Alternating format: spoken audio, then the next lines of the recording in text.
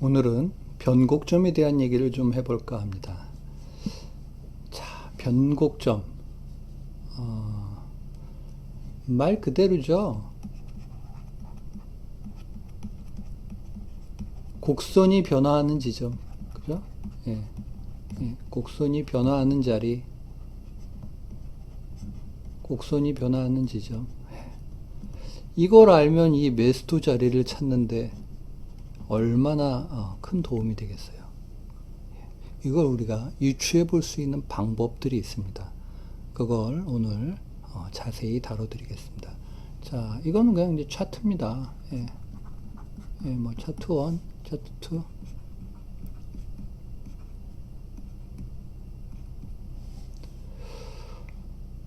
자, 주가가 이렇게 오르는 차트고요. 하나는 주가가 하락하고 있습니다. 주가가 오를 때 거래량이 어떤 게 좋은가요? 거래량은 하락하는 게 좋습니다. 네, 이건 거래량입니다.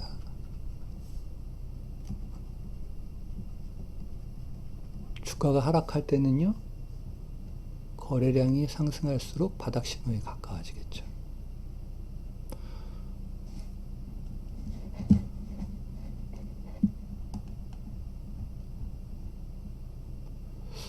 이 주가가 오를 때 거래량이 준다라는 건 그만큼 매물이 없다라는 뜻입니다. 매도 물량이 별로 없다라는 뜻이죠. 거래량이 없다는 건 매도 물량이 나올 게 별로 없다라는 뜻이에요. 매도 물량이 별로 없어. 네. 그렇죠. 그러니까 매도 물량이 별로 없으니까 매수세가 강할 수밖에 없죠, 상대적으로. 그러니까 주가는 계속 오릅니다. 이건 뭐 어디까지 오를지 모르죠. 이렇게 거래량이 줄고 있다면 오르는데. 거꾸로 주가가 오르는데 거래량이 터진다면 어떻습니까? 매수도의 공방이 치열하게 뭐 이 자리에서 거래량이 오르면 일어난다는 뜻이니까 이거는 크게 손바뀜이 일어나는 거죠. 매수도의 공방이 치열하게 일어나니까 그 다음에는 이 자리가 새로운 변곡점이 되지 않으면 하락할 가능성이 많겠죠. 거래가 터진다면. 그래서 주가가 오를 때는 거래량이 하락하는 게 좋다. 주가가 내릴 때는요, 반대로 거래량이 오르는 게 좋겠죠. 주가가 내리면서 거래량이 많아진다는 건 뭘 의미합니까?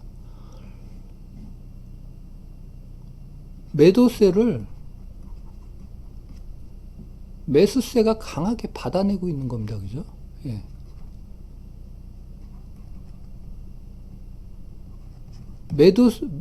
매도세를 받아내는 매수세가 있다는 뜻이에요.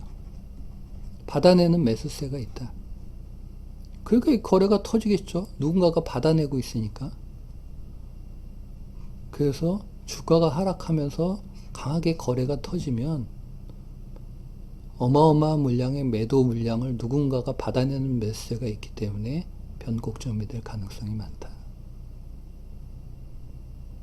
정말 안 좋은 건 뭐예요? 주가가 하락하는데 거래량이 없이 흘러내리는 경우죠. 거래량이 없으면 마냥 흘러내릴 가능성이 많습니다. 반대로 이 경우도 마찬가지였죠. 주가가 오르는데 거래량이 없으면 이건 어디까지 올라갈지 모릅니다. 그죠? 그래서 이렇게 거래량과 차트의 해석만으로도 어느 정도의 변곡점을 유추해 볼 수 있다. 그런데 뭔가 좀 아쉽죠.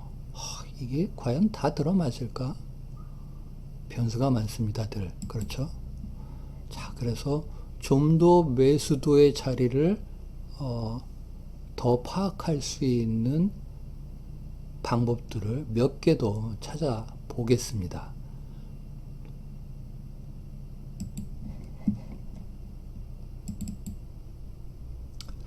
자, 현대로템이 이제 방산 쪽에서 뭐 철도를 만들기도 합니다만 방산 쪽에서 모멘텀을 받으면서 굉장히 급등을 했는데 초기의 모습입니다.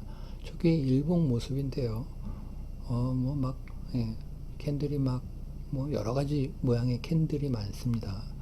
자, 이 자리에서 여러분들 한번 어떤 게 뭔가 매수세가 자꾸 유입된다는 신호를 주고 있지? 라고 한번 찾아보세요. 어떤 게 매수세 유입의 시그널을 자꾸 주고 있지?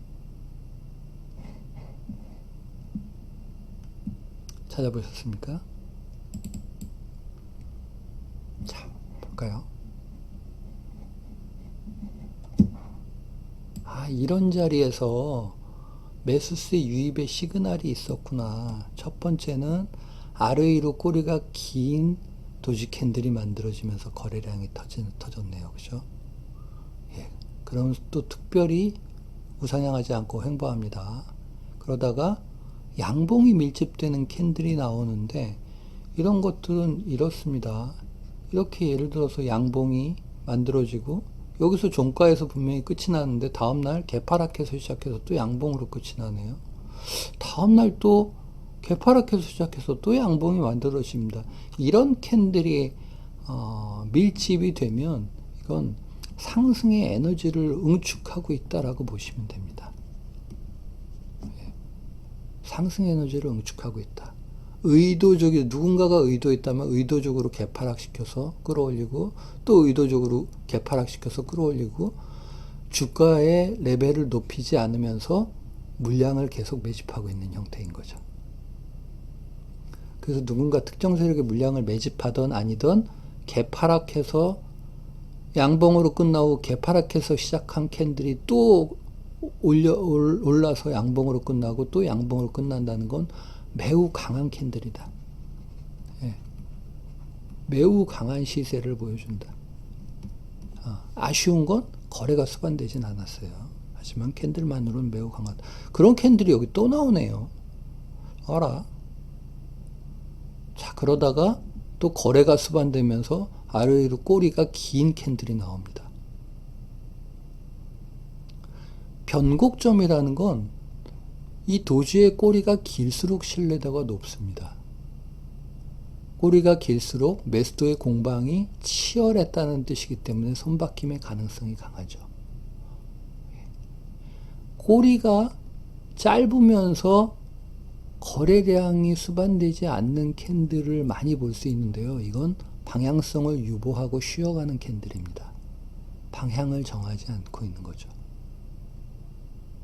그 전에 캔들의 캔들이 어떤 캔들이 있었느냐에 따라서 그 연속성이 추세를 강하게 끌고 갈지 내려갈지는 모릅니다. 만약에 이전에 강한 장대 양봉의 거래를 수반하고 이런 형태의 캔들들이 발생이 된다면 이건 추세를 이어갈 가능성에 조금 더 무게를 줄 수 있습니다. 그런데 이렇게 짧은 도지의 거래량이 적은 게 아니고 아래 위로 긴 매수도가 치열하게 공방한 캔들의 거래량이 터졌다면 이건 변곡점으로서의 신뢰도가 매우 높다. 뭐가요? 지금 이게. 그렇죠? 거래량은 거짓말을 할 수 없습니다. 그래서 이건 단기 매매가 됐든 분봉상에서가 됐든 일봉상에서가 됐든 중장기 어떤 상황에도 이 원리는 적용될 수 있습니다. 왜냐하면 거래량은 거짓말을 못하기 때문에. 자, 다음 볼까요? 조금 전 자리가 어딘지 보이십니까? 네, 같은 현대로템의 조금 전 차트에서 조금 더 시간이 진행된 모습입니다. 조금 전 자리 찾으실 수 있겠습니까? 자, 보여드릴까요? 네. 조금 전에 여러분들 보셨던 아래 위로 긴 거래량에 수반된 꼬리가 이겁니다. 그리고 그 전에 밀집되는 양봉, 그리고 그 전에 또 아래 위로 꼬리가 긴 캔들, 그러면서 제가 매수세가 응집되고 있었다고 했죠. 예. 큰 시세를 내기 전에 거래가 응집되고 있는 모습들이었네요. 자, 같은 현대로템의 다른 시간대의 차트입니다. 이렇게 보시면 무언가 급등하기 전에 엄청난 급등을 하죠. 급등하기 전에 자세히 보시면 여기에 뭔가 도지형 캔들이 밀집이 되면서 아래 위로 긴 도지형 캔들이 거래량을 수반하는 걸 알 수가 있습니다. 보이시나요?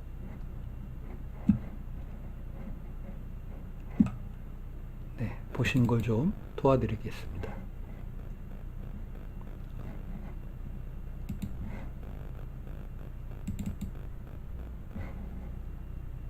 자, 녹색으로 제가 동그라미를 쳐놨습니다. 이제 보이시나요? 그렇죠. 예, 꽤나 오른 자리임에도 불구하고 15,000원짜리가 많이 올라서 21,000원까지 올랐음에도 불구하고 그 자리에서 또 큰 거래량을 아래 위 꼬리가 긴 캔들을 만들면서 큰 거래량을 수반하고 다시 추세 상승의 변곡점을 만들어주고 있습니다. 어마어마하게 급등하고 있죠. 자, 이번에는 하락 변곡점을 좀 보겠습니다. 역시 같은 종목에서 찾아보도록 하겠습니다. 자, 이 경우는 쭉 상승을 해서 역시 똑같이 아래 위로 꼬리가 긴 캔들인데 거래량이 터지고 있습니다. 아까 말씀드린 것처럼 이때는 이제 모멘텀이 다 해서 그 모멘텀이 끝났다면 변곡점이 최고점이 될 수 있다라고 말씀을 드렸죠. 자, 모멘텀이 끝나서 그 변곡점이 최고점이 된 이 자리에 동그라미를 쳐서 보여드린다면 이 자리죠. 파란색 동그라미. 네, 그래서 흘러내리고 있는 모습입니다.